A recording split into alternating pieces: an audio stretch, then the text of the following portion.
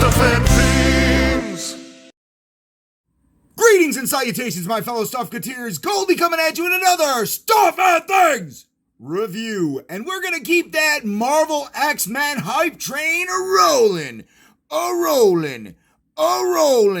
by taking a look at the Marvel Legends 80th Anniversary Retro Collection. Or should I say Uncanny X-Men Retro Collection Wave 1. Wolverine.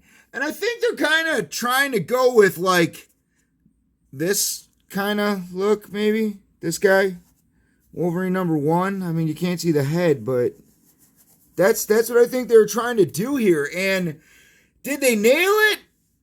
Not so much. But it's still a really cool figure. I'm not going to say it isn't. But let's take a look at him. Couple things I like. He does come with interchangeable hands to hold the Muramasa blade, or the black blade, given to him by Muramasa himself. Oh, and he does come with these snickety-snick claw hands, so that's cool. The black blade.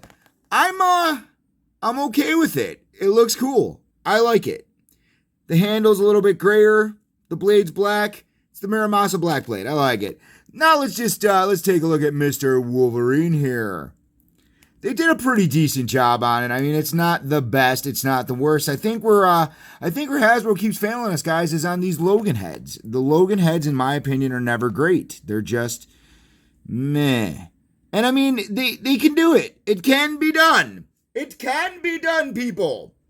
A couple interesting little things you could do with this figure. You can pop the head, and from the Wolverine on the motorcycle, the patch head works.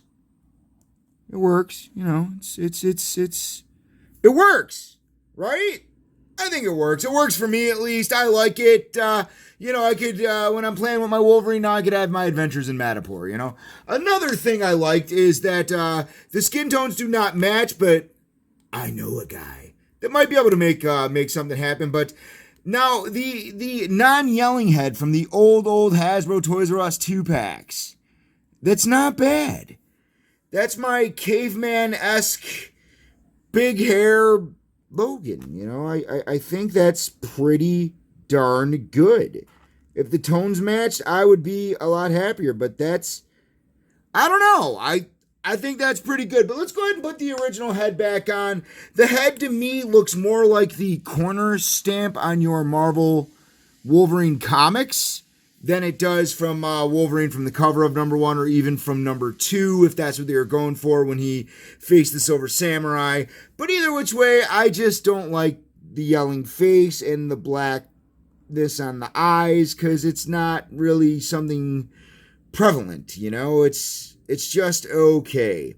So, here he is. He's a decent-sized figure. He is to scale. I was too lazy to bust anything else out right now. So, you know, he scales well. If you go back and check out my Silver Samurai video, if you go back in time, you will see that he scales really well with the Silver Samurai. Basically, now what we're going to do for you guys is articulation breakdown. All right. So, cool, man. Articulation is as follows. Leg can kick up pretty high. He's got the double jointed knees. Can get him at a decent bend there. It is on a swivel and a rocker. No mid-calf cut, which I think it could have, you know, actually been cool if it had that, because then you could get those really cool crouching Wolverine poses. My waist is really tight, guys, like extremely. So I try not to turn it too much because I'm afraid of snappage or breakage, but it does turn. Belt is a separate piece, as you can see. He's got the ab crunch to get him forward.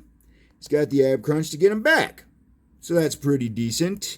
Arms are on a butterfly joint that neither of them were stuck, which was awesome, because you know how sometimes that happens. You know, that guy sitting in that booth doing the QC on the toys, you know, it's just like, yeah, that one's fine. It mildly moves. Yeah, in the box with that one. Nah, I'm kidding. I really don't know how that works, but I think that's how it works. Arm is on a ball peg. Can't get a great range of motion up. It can't spin this way. It can't close this way. He does have the nice bicep cut. As you can see, it spins pretty good. It gets a little stuck if you try to turn it this way because of his giant muscles. He does have the double jointed elbows that could get him to a good range of motion, almost touching the shoulder. Hand is on a upsy downsy spinneroonie. It does not have the sword hands. And head is, of course, on a ball joint. Ups and downs. And that is your 80th anniversary Retro Wolverine. Again, it's a nice figure. I like having it. I'm a Wolverine fan. I always have been. I mean, I know that's redundant by now. Isn't everybody a Wolverine fan? But no, I really am a Wolverine fan, and I have been for a very long time, ever since I was a child. I always thought it was super cool. I had my Secret Wars Wolverine action figure with the removable claws, and I mean, it was a good time.